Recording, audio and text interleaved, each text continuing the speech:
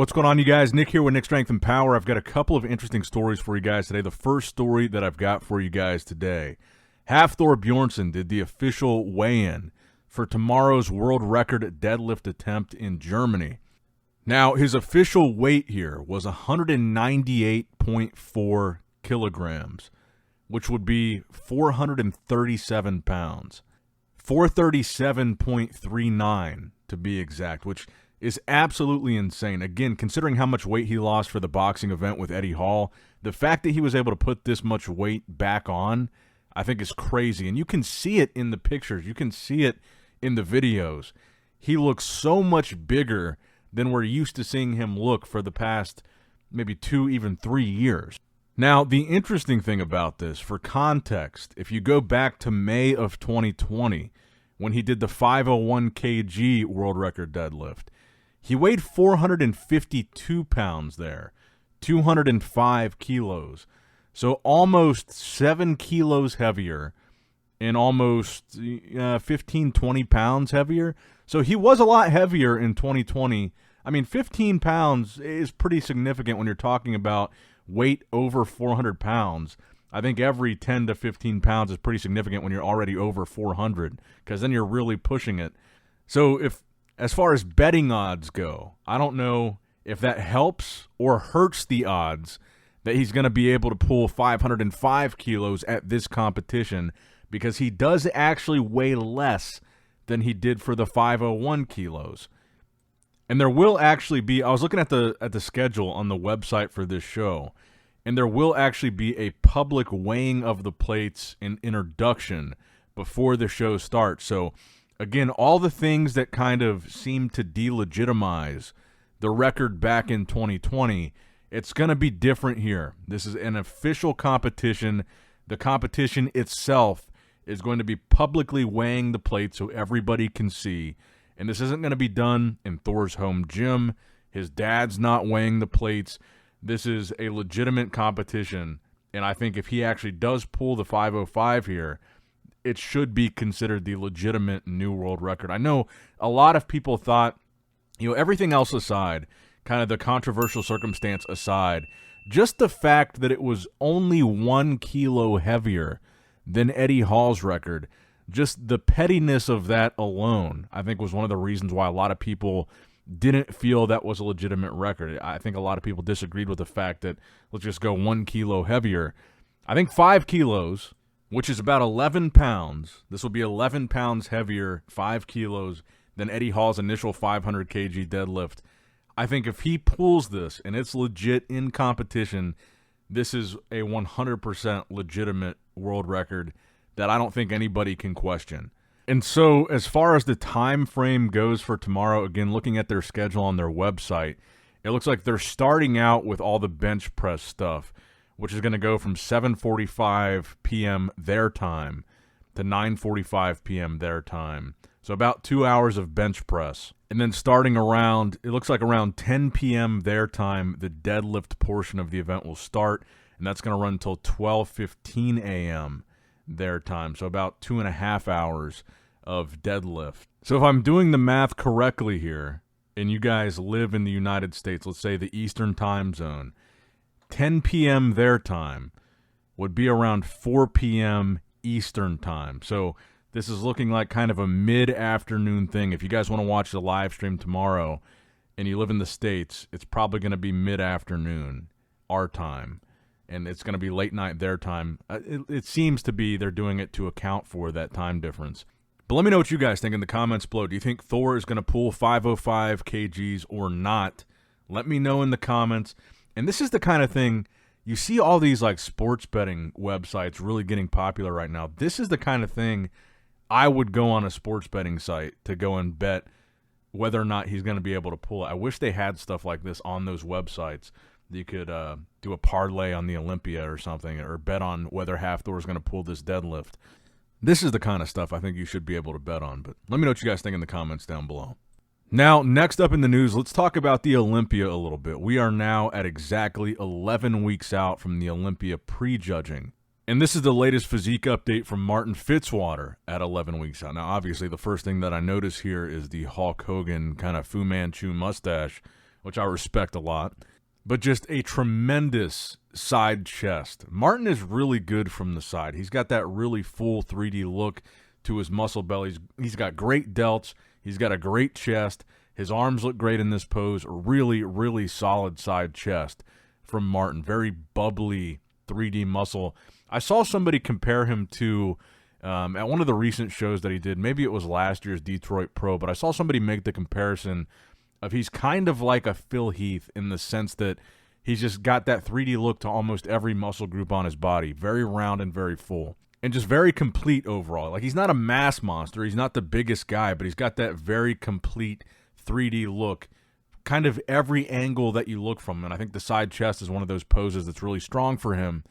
And Martin, I think, is one of the biggest question marks for me going into the Olympia this year as we look at how much that top 6 seems to change from year to year. Martin placing 4th last year, just behind Derek Lunsford in 3rd. What does that look like this year for Martin? Martin either has the potential to move up like crazy and like maybe be in the top 2 or something, or move back and maybe be in the 5, 6, 7 range. That 4th place spot is kind of a sweet spot that we've seen in the past. Either guys move up or they never get in that 4th place spot again. It's a really interesting spot.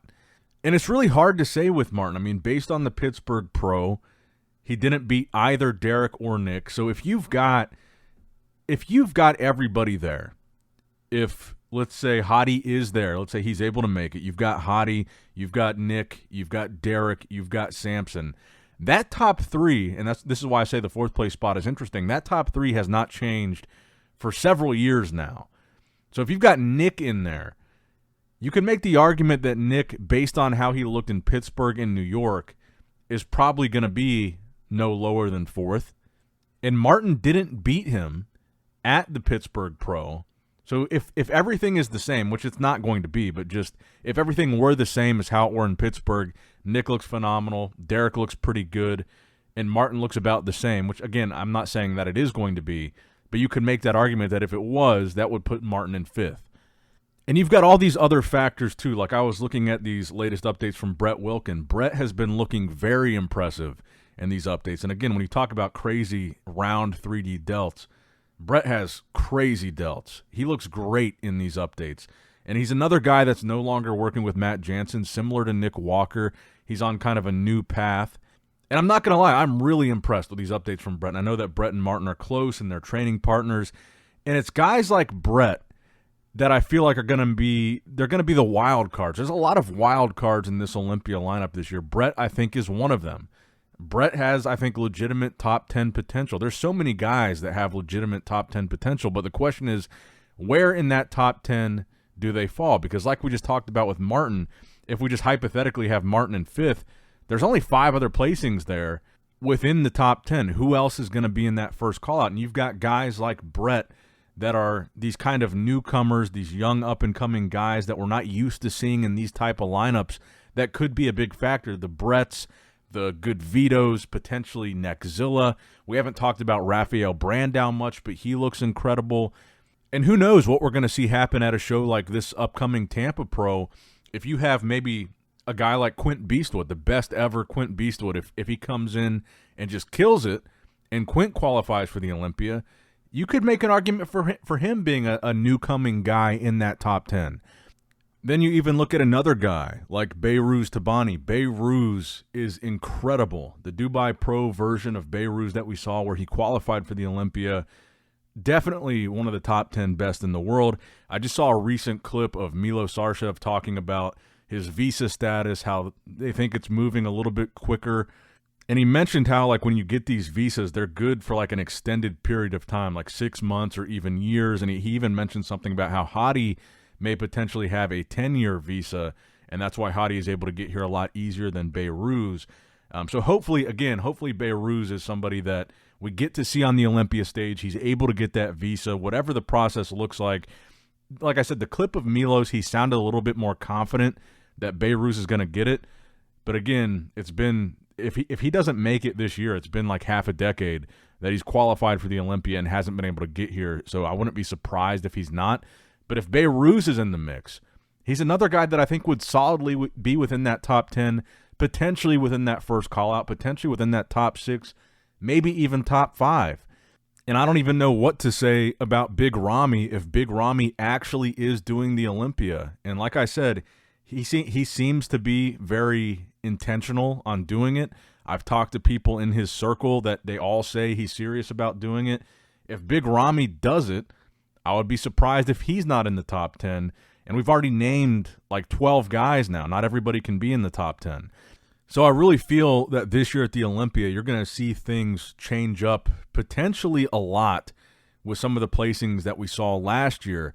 And this could be the first year that we've seen in several years where that top 3 could change. I was looking at the latest updates from Nick Walker today at 11 weeks out. And Nick looks really impressive. These are some of the more impressive updates that I've seen from Nick, honestly, this far out from a show. And like I said, I have no issue seeing Nick Walker in that top 4, top 3, somewhere in those spots. It's, I think, going to be a hell of an interesting Mr. Olympia this year. And I think you're going to see very different placings from what you saw last year. But let me know in the comments below, what are your 11 weeks out? Give me your full top 10. Give me your full top 10 Olympia predictions. Maybe in order, maybe in no particular order. What do you guys think? How do you think it's going to shake out this year in 2025? All right, so next up in the news, I thought this was a really interesting post here. So Bodybuilders Without Borders, which is a really big bodybuilding Instagram page, they put up this post ranking lighting and background at shows. Specifically, I think the focus here was on background, from best to worst. Starting with Fouad Abiad's Detroit Pro, which is the standard that they listed or considered for the best, going all the way down to the Tim Gardner Productions backgrounds and the Muscle Contest backgrounds. So obviously a lot of people were really enthusiastic about what Fouad did with the Detroit Pro. Plain black backdrop, really good lighting, really flattering to the physiques. The athletes really stood out. And that's what a lot of people consider to be kind of the standard for the best minimalist type of bodybuilding competition that really is solely focused on presenting the physiques in the best way possible. And then considerations for sponsorships and graphics are kind of at the bottom of the totem pole there. I kind of agree with this. Carlos Thomas Jr. in this picture. Then going on to Monster Zim, which a lot of people consider to also be a really good, clean black backdrop and still having a pretty high production value. Going over to the Keon's guest posing. This was just a guest posing. This wasn't even a picture of him from a pro show. This was the NPC Twin Cities Open, which isn't even, again, it's not even a pro show. Great backdrop, and still had that appeal of this really, you know, a semi-high production value looking background. They were still able to have those LED lights and some spotlights in the background while still making the physiques really pop. Going on over to the CHLD Classic Pro, a South Florida show. Then going over to Chicago. So this is what I think a lot of people were talking about here that I really agree with. These backdrops are just really bad in the sense that they totally clash with the skin tones of the athletes. And this is one thing that I think is easily avoidable. And you see this with the Arnold Classic. The Arnold Classic actually does, they have like a method of actually comparing the colors that they use in the backdrop to matching and contrasting them with skin tones before they put on the show. That's like one of their lead considerations. And when you get down to these smaller shows like the Chicago Pro or maybe like a Muscle Contest show, which are featured towards the end of these slides as some of the worst, maybe they don't take that consideration. Because I think the argument here as the backdrops get worse is that the athletes almost blend into the backdrop because it clashes so hard with their skin tone. And the Chicago Pro backdrop is just so busy, so colorful, so distracting.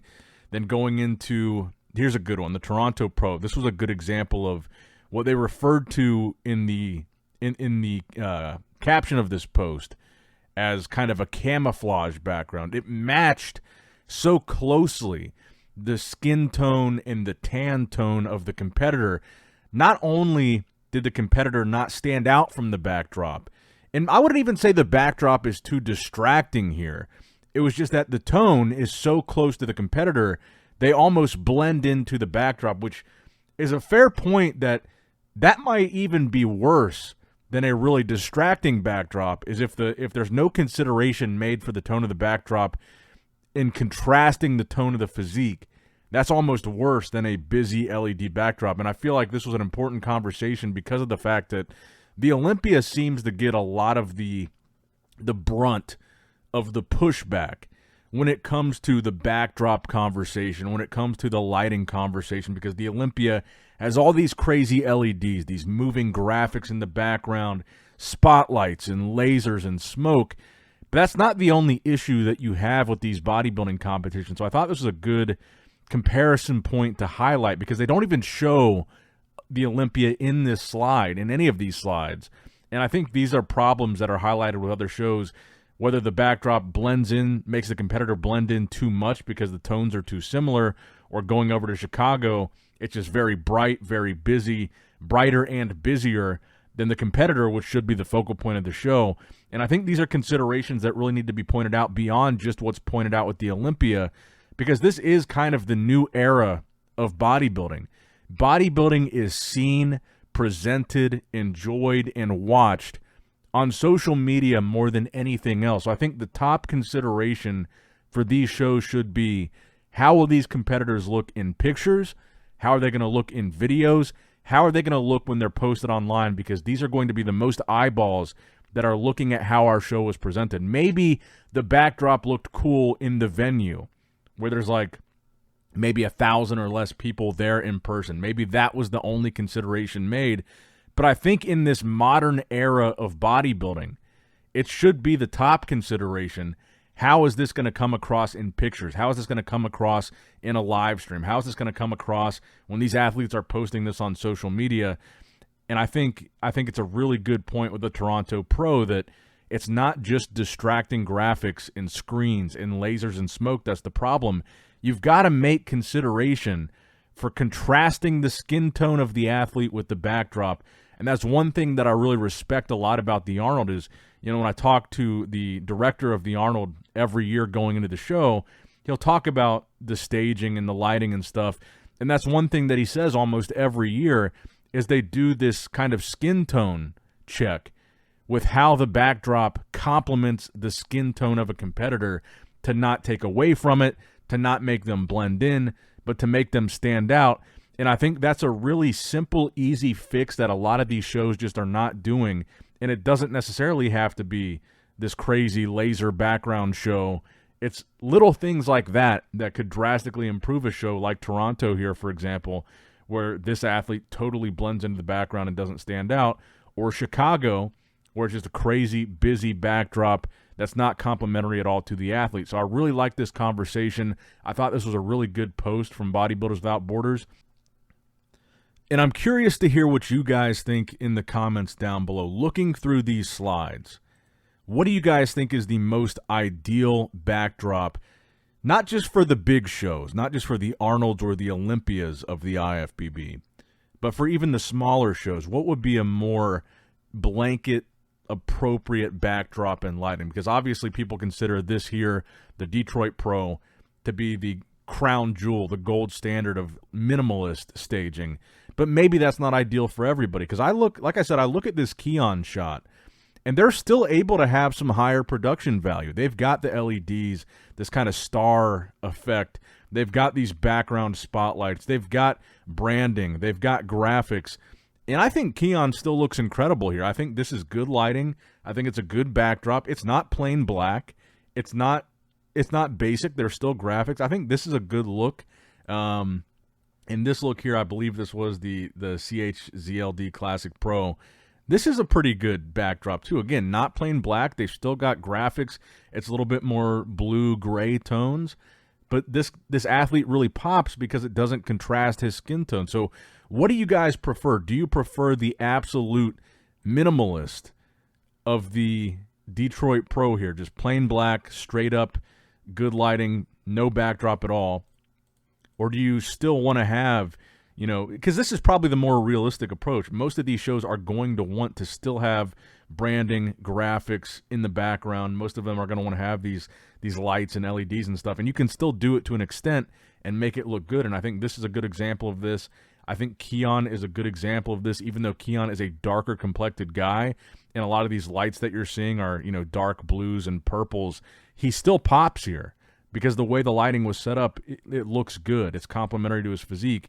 But then this here, there's almost no excuse for it because this isn't even an LED board. This is just a poster behind him, and maybe that's why they made the colors so bright and bold and distracting, is because there's no LEDs. It's just one big poster, and they wanted it to look cool. But in a picture, it kind of looks terrible. And this is a muscle contest show here. Again, very distracting. This, you know, I think the quality of this picture is probably part of the reason why it looks so bad. But again, just very distracting backdrop. You've got 1, 2, 3, 4, 5, 6, 7, 8, 9, 10, 11, you know, 11 sponsorship brands right there, which, again, no problem with that. But they're trying to fit in as many distracting graphics as possible into that frame where the photo is going to be taken. And I just don't think it makes for a well-composed, aesthetically pleasing picture. And Toronto Pro, kind of same thing, just really bland, almost camouflage effect. So let me know how you guys would rank these. And if you threw in the Olympia and the Arnold into this post, where would you have that fall on a ranking from best to worst? Would you say the Arnold is better or worse than Detroit? And would you say the Olympia is better or worse than like this muscle contest show or the Chicago show or even Toronto? Where would you fit in the Olympia to this ranking? So very interesting conversation. Let me know what you guys think in the comments down below. But that's going to wrap it up for the video today, guys. I hope you did, in fact, enjoy it. Make sure you like the video, subscribe to the channel, click that bell notification icon if you have not already. And as always, I love you guys, appreciate you guys. Nick Strength and Power, signing out. All right, guys, don't forget to click that like button and subscribe to this channel if you enjoy the content. Also, check out my Instagram at Nick Strength Power, my Facebook page, which is simply Nick Strength and Power, my secondary YouTube channel, Nick Strength and Vlogs, for vlogs and bonus content that you will not see on this channel. And consider subscribing to my third YouTube channel, Nick Strength and Pokemon, which is all things Pokemon and trading card games, completely unrelated to this channel. So if you're into that, give that one a look. And all links to merchandise and social media will be in the description box below. If you guys want a Nick Strength and Power t-shirt, that will be in the Shopify link below. Have a great day.